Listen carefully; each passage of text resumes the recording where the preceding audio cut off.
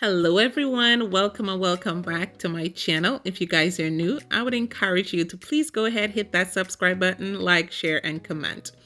Let me introduce you to flour tea. Yes guys, flour tea. You heard me correctly.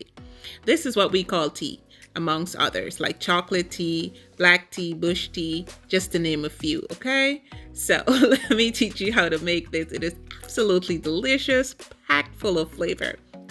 This was actually eaten with some amazingly delicious Guyanese Float Bake and eggs. You guys have to check the link out for those.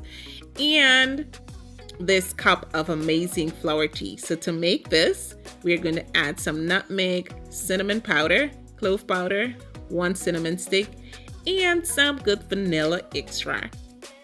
We're going to mix some flour and water to a light consistency. Not to worry, everything will be in the description box. After bringing the milk to a boil, you are going to pour the flour mixture, and you want to cook this flour out really well.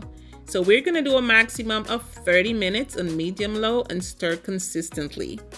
All right. This looks absolutely amazing, and then you are going to sweeten to your likeness and taste. This is done. It's about 30 minutes, so I am going to strain this and pour this into my glass right here. Oh, that is so creamy. You can also add some milk if you like additionally, and served. I'm telling you, your family, your kids are going to absolutely love this. But please guys, please make sure to cook the flour out at least about 30 minutes. All right, and as I mentioned, this was eaten with some amazing fried eggs, as you see there, in this delicious Guyanese Float Bake.